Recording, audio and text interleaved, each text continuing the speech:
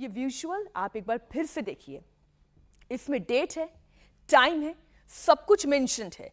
इसमें दिख रहा है कि बाबा 1:41 पर, देखिए ऊपर समय दिया हुआ है, 2 तारीख को 1:41 पर हादसे वाली जगह से महज 1 किलोमीटर दूर बाबा नारायण साकार हरि मौजूद था। एक और सबूत अब मैं आपको दिखाऊंगी। यह सबूत है बाबा के फोन की लोकेशन का।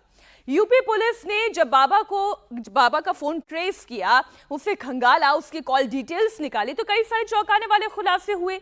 इसमें यह बताया गया कि बाबा साकार हरि हाथरस से सत्संग स्थली से मंगलवार को दोपहर 1:40 पर ही निकल गया था और फिर दोपहर 3 बजे उसकी लोकेशन कहां पर मिली? मैनपुरी में वो मौजूद था। इसका मतलब यह हुआ कि बाबा 1:40 पर हाथरस से निकला और दोपहर 3 बजे वो मैनपुरी पहुंचा। मैनपुरी में उसको एक आश्रम है, इंडिया टीवी पर हमने आपको वो आश्रम भी दिखाया। फोन की लोकेशन के मुताबिक बाबा नारायण हरि शाम 4:35 तक आश्रम में ही रुका रहा और इसके बाद से वो कहां फरार है, इसकी जानकारी पुलिस को भी नहीं है। मतलब ये कि भारतीय साक्ष्य अधिनियम 2023 के मुताबिक बाबा के खिलाफ अब एक नहीं दो एविडेंस सामने आ चुके हैं जो ये बता रहे हैं कि हादसे के वक्त बाबा कहीं और नहीं था बल्कि हाथरस के अंदर ही मौजूद था। उसे ये जानकारी मिल चुकी थी कि जब उसकी गाड़ी आगे जा रही थी तो उसके पीछे पीछे लोग भाग रहे थे उस गाड़ी की धूल लेने के लिए।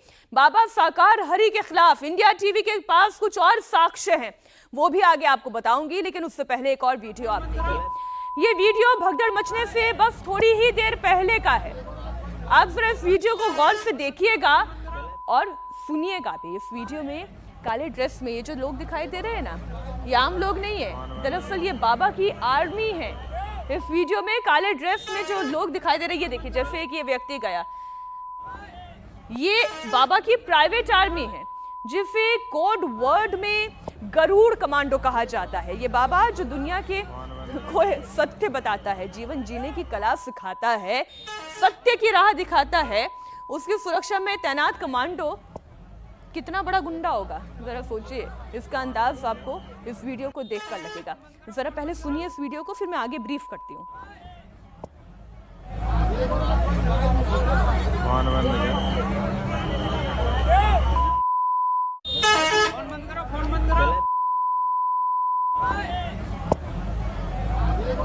आपने सुना?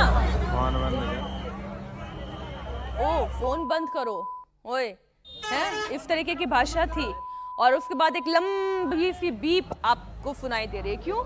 क्योंकि ये गालियां दे रहा था, इसलिए इसे हमें म्यूट करना पड़ा। आपने सीसीटीवी वीडियो में भी बाबा के काफिले के आगे उनके प्राइवेट सिक्योरिटी गार्ड्स को देखा होगा। बाबा की सुरक्षा में तैनात ब्लैक कमांडो की बदतमीजी भी आपने देख ली। क्या आप सोच नहीं रहे हैं कि बाबा की प्राइवेट आर्मी इस तरीके की भद्दी बातें क्यों कर सकते हैं जिसे हम आपको सुना भी नहीं सकते? अब ये प्राइवेट आर्मी है कैसी और इसमें कौन कौन है वो आपको बता देती हूँ। देखिए, पहले तो है नारायणी सेना। नारायणी सेना जो कि गुलाबी कपड़ों में दिखाई दे रही थी, इसमें आदमी भी थे, इसमें औरतें भी थी। 50-50 की टुकड़ियां वहां पर तैनात की गई थी। उसके बाद आता है नाम गरुड़ योद्धा का, जो कि काले कपड़ों में दिखाई दे रहे थे, जो कि अशोभनीय भाषा का भी इस्तेमाल कर रहे थे। ये बाबा के प्राइवेट कमांडो हैं, ब्लैक कमांडो। 20-20 की टुकड़ी में ये भी तैनात किए गए थे। हरिवाहक की बात करें जो कि ब्राउन ड्रेस में दिखाई दे रहे थे और सिर पर टोपी पहनी हुई थी और 25-25 की टुकड़ी में ये भी तैनात किए गए थे। अब गुलाबी ड्रेस वाले सेवादार नारायणी सेना के नाम से जाने जाते हैं। ब्लैक कमांडो जो काफिले के साथ चलते हैं वो गरुड़ योद्धा कहलाए जाते हैं और सिर पर टोपी लगाने वाले, ब्राउन ड्रेस पहनने वाले हरिवाहक के नाम से जाने जाते हैं। ये सब वहां पर तैनात थे, लेकिन इन्होंने माहौल को ना शांत करने की कोशिश की, उल्टा जब भक्त गाड़ी की तरफ दौड़े तो उनके ऊपर लाठियां भांज दी सो अलग। ये है बाबा साकार हरि की प्राइवेट आर्मी जो 3 टुकड़ियों में है। हादसे के दिन का एक और वीडियो मैं आपको दिखाती हूं। हाथरस की फुलराई गांव में भगदड़ से ठीक पहले लाखों की भीड़ वहां पर जमा थी। लोगों का इतना हुजूम था, 80,000 लोगों के सत्संग में आने की अनुमति प्रशासन ने दी थी, लेकिन 2.5 लाख से ज्यादा लोग मौके पर मौजूद थे। जरा देखिए पीछे, कितने लोग दिखाई दे रहे हैं, वहां लोग दिखाई दे रहे हैं, आगे की कतार में लोग दिखाई दे रहे हैं, नीचे देखिए खेत का इलाका जो दिखाई दे रहा है। कुछ यहाँ पे जो अंडर कंस्ट्रक्शन मकान भी है उन्हें भी एक तरीके से छावनी में तब्दील करके इन्हीं लोगों के आने जाने की व्यवस्था शायद बनाने की कोशिश की गई होगी। इतनी बड़ी संख्या में लोग पहुंच गए, प्रशासन की भी गलती है क्या?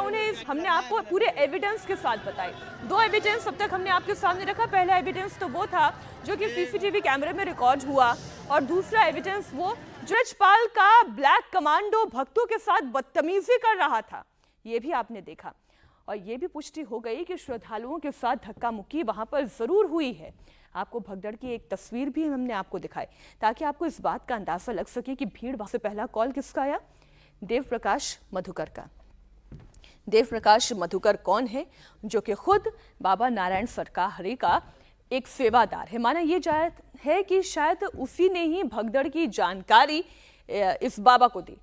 कॉल डिटेल के मुताबिक बाबा नारायण हरि साकार 3 बजे मैनपुरी पहुंचा, लेकिन मैनपुरी पहुंचने से पहले दोपहर 2:48 पर उसने एक और कॉल किया।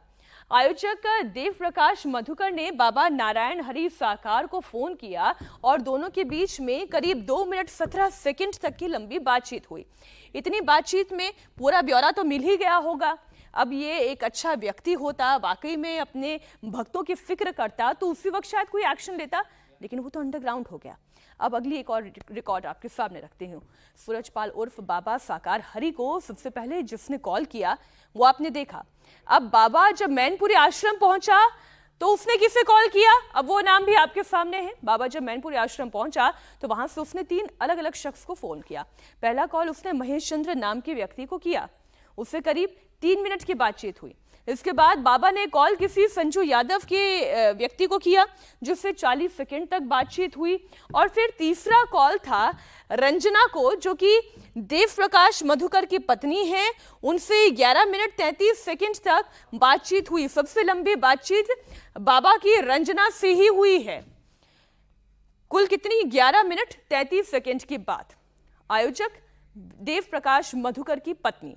हाथरस हादसे का मुख्य आरोपी और बाबा का सेवादार देव प्रकाश मधुकर फरार है। साथ ही साथ बाबा सूरजपाल उर्फ नारायण हरि साकार का भी कोई सुराग नहीं मिल पाया है। यूपी पुलिस की 5 टीमें इस वक्त आरोपियों की तलाश में जुटी हुई हैं।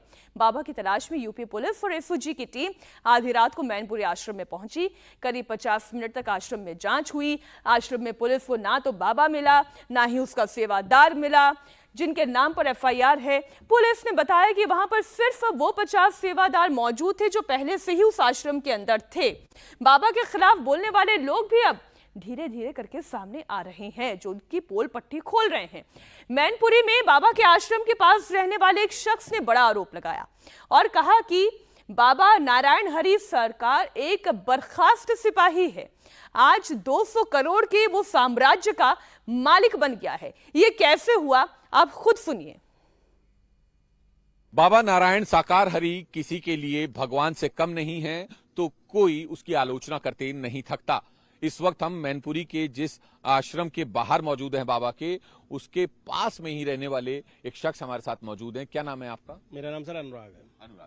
अनुराग जी, बाबा नारायण साकार हरि का नाम सुना है आपने? देखा है, कभी मिले? सुना है। बाबा नारायण साकार हरि एक भोले बाबा नाम का एक गैंग है। ये जो गरीब लोग हैं, अनपढ़ लोग हैं, जो मतलब ईश्वर में आस्था रखने वाले लोग थे, उनको इन्होंने गुमराह करके एक अपने इसमें ले आए हैं गैंग में, जहां लोगों को तरह तरीके से ठगा जाता है। बाबा जी कह रहे हैं कि मैं पैसा नहीं लेता हूं। बाबा जी के यहाँ एक लॉकेट बिकता है, उसकी कीमत 30 रुपया होती है।